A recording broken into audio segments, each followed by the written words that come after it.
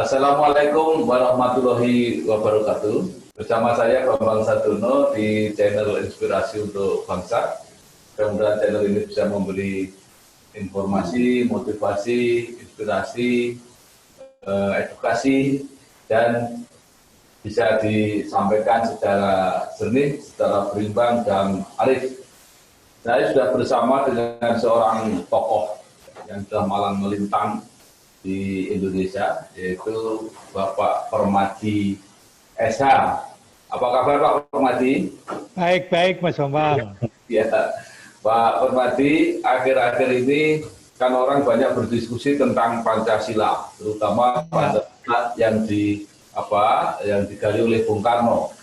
Selama ini orang juga mengenal Pak Permadi itu Soekarnois, ya, pasti juga mengikuti Bung Karno dalam soal Pancasila. Nah, sekarang pertanyaan saya, bahkan saya menyatakan diri sebagai penyambung lidah Bung Karno. Ya, Pak Permadi penyambung lidah Bung Karno. Ciri-ciri dari orang yang Soekarnois itu seperti apa, Pak Permadi? Ciri-ciri dari seorang Soekarnois adalah sangat mengagumi Bung Karno dan membenarkan segala ajaran Bung Karno. Seluruhnya dianggap benar. Sebab kalau ajaran itu keliru atau salah, Bung Karno sendirilah yang mengoreksinya, dibenarkan oleh Bung Karno sendiri. Misalnya Nasakom. Bung Karno yakin sampai mati berpegang pada Nasakom. Tapi kan banyak yang menentang. Wah, komunis, tidak benar.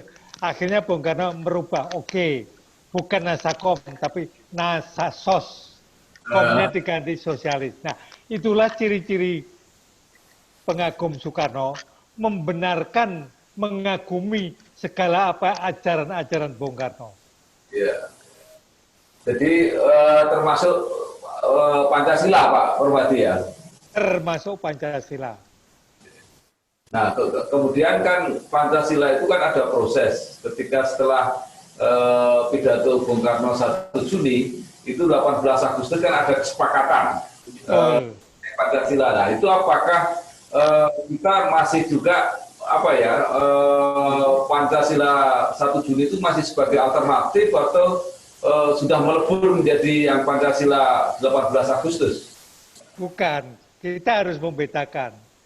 Pancasila 1 Juni adalah ajaran Bung Karno, saran Bung Karno kepada PPKI. Jadi itu bukan final, itu saran Bung Karno. Ini sumbangan saya sebagai dasar negara. Bahkan tadinya Ketuhanan Yang Maha Esa di sila kelima, bukan pertama. Nah, karena masih berupa ajaran, seorang Soekarnois harus bisa membenarkan ajaran Bung Karno. Dan dalam saran atau ajaran atau filsafat Bung Karno itu dikatakan bahwa Pancasila bisa diperas menjadi Trisila, yaitu ketuhanan yang Maha Esa, sosionasionalisme, dan sosiodemokrasi. Bisa diperas menjadi Ekasila, yaitu gotong royong berdasar ketuhanan yang Maha Esa. Itu masih bersifat ajaran, masih bersifat saran Bung Karno. Nah, kemudian sudah dirapatkan dalam PPKI, itu semua politisi menganggap, bahkan ada yang meminta 7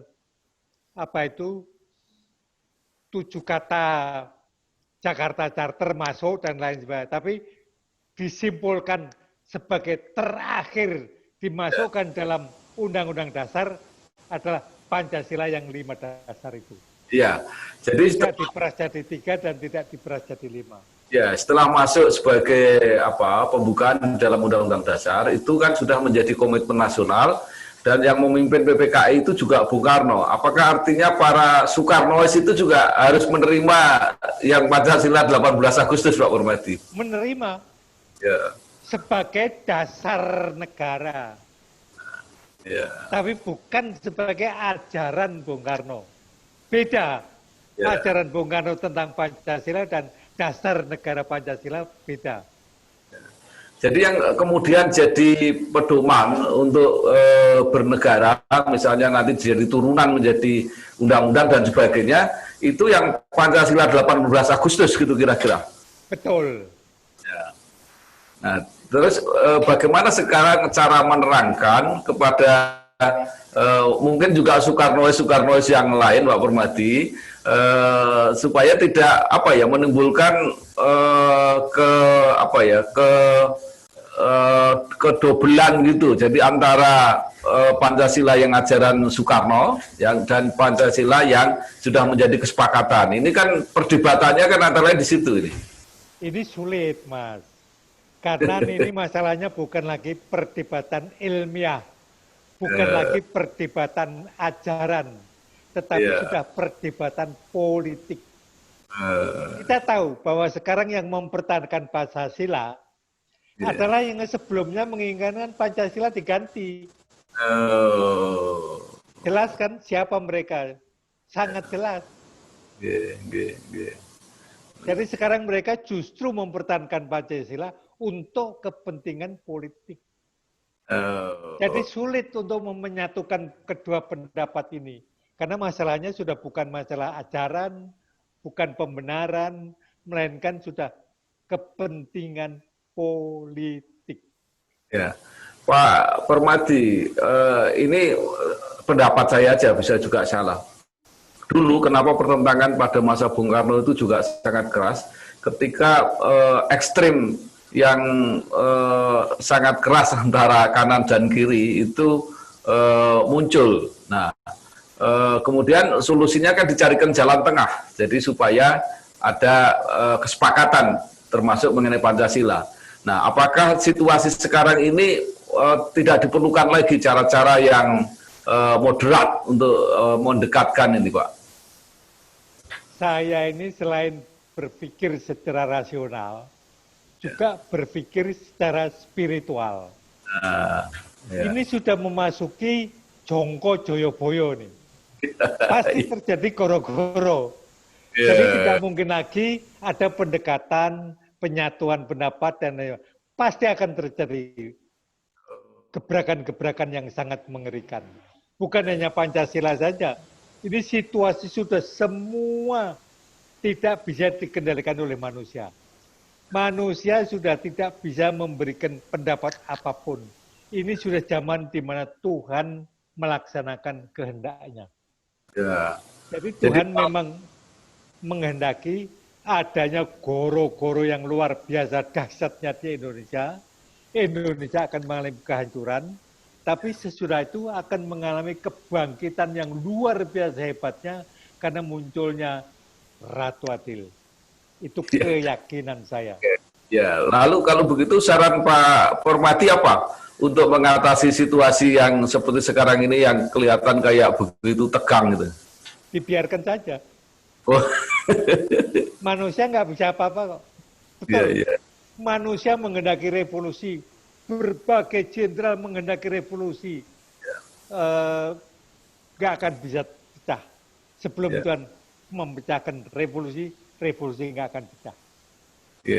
Lalu kalau menurut keyakinan Pak Permadi, tapi kan tetap Pancasila ini akan menjadi pegangan bangsa Indonesia ke depan. Oh pasti sepanjang hidup itu nanti. Karena Pancasila sudah dijual Bung Karno ke dunia, ke PBB.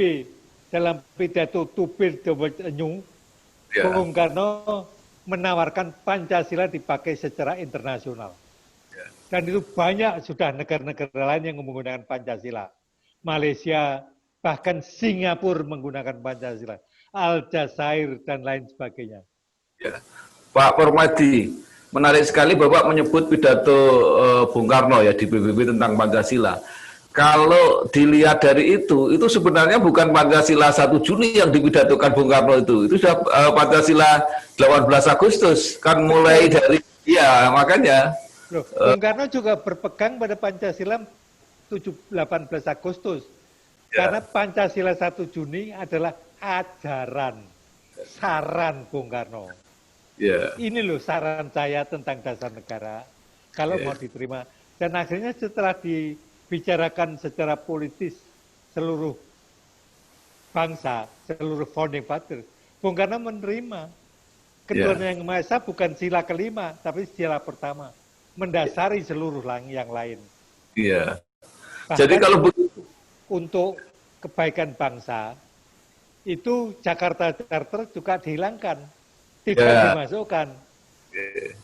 jadi kalau begitu, sebenarnya kan kita percuma sekarang berdebat tentang rumusan Pancasila itu, ada apalagi yang ingin kembali ke Pancasila Bung Karno, karena Bung Karno sendiri sebenarnya sudah mengajarkan bahwa semua konsisten terhadap Pancasila hasil PPKI itu ya Pak.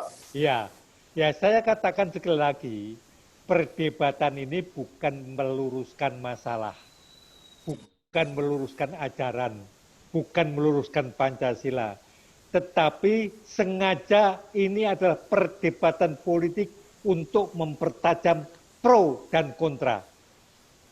Yang pro dulu siapa, yang kontra dulu siapa, kita tahu semua kan. Yang mempertahankan Pancasila sekarang, itu kan yang dulu menolak Pancasila. Kalau begitu kira-kira goalnya apa Pak ini? Goalnya goro-goro. Baik, Pak Permadi, terima kasih penjelasannya mengenai Soekarno dan Pancasila. Saya tetap sehat. Wassalamualaikum warahmatullahi wabarakatuh. Waalaikumsalam, terima kasih kembali.